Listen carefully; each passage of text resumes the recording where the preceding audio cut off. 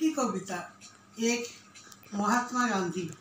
गुजरातर पोरबंदर जन्मी मोहनदास महात्मा गांधी होगापाई जो संघर्ष साधना दे तमें गति कर पराधीन भारतवर्ष को स्वाधीन कर कर्णधार साजी अहिंसा आंदोलन में सत्याग्रह करी भारतीय जनता को शांति मैत्रीर दीक्षार दीक्षित कर दक्षिण आफ्रिका को स्वाधीन करी जयध्वजा उड़े गोराकाल पन्न विद्वेष को भांगी मानववादी होइथिल।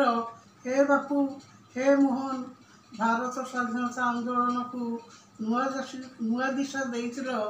प्रबल प्रतापी इंग्रेज सरकार को तमे देशरू विताड़ित करने अहिंसा मंत्र भारतवासी को दीक्षित कर कर व मर डाकरा दल अगस्ट विप्लव कल देश सारा जनता निद्रा भांगीगला।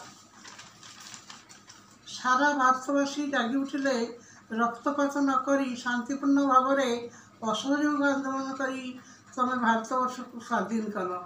अगस्ट 15 तारीख 1947 मसीह भारतवर्ष स्वाधीन है।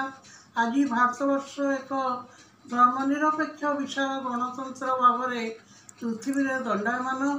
तुमर त्याग उच्च साधना देश स्वाधीन स्वप्न तुमको महान महात्मा गांधी कर तोली। बापू तमें चीर अमर तमें चीर अजर मृत्युंजय हे शहीद तुम्हें भारतवर्षर संतान तुम्हें बापू चीर महान। आज तुम जन्म दिवस तम पद तले शत प्रणाम। 2 लाल बहादुर शास्त्री।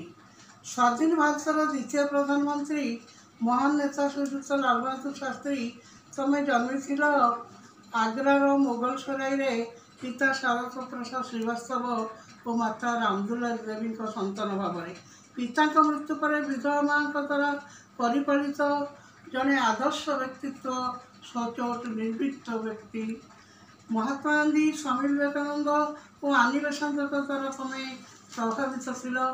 भारतीय स्वाधीनता संग्राम में असहयोग आंदोलन में योगदान कर भारतीय जातीय कांग्रेस योगदान कर भारतर द्वितीय प्रधानमंत्री होइथिल। तृतीय केंद्र रेलमंत्री होइथिल। तमर सरलता सचोटता निर्भीकता साहसर बहु दृष्टांत रही।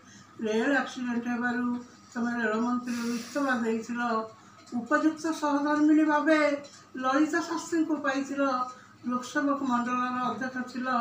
तल स्तर तमें निजर दक्षता और कर्तव्य ऊपर को उठी भारतर प्रधानमंत्री होइथिल। हे शास्त्री जय जवान जय किसान तुम मूल मंत्र थिला। आज तुम जन्म जयंती तुम स्मृति चारण करुचु शत प्रणाम जनाऊँ। हे महान भारतीय लाल बहादुर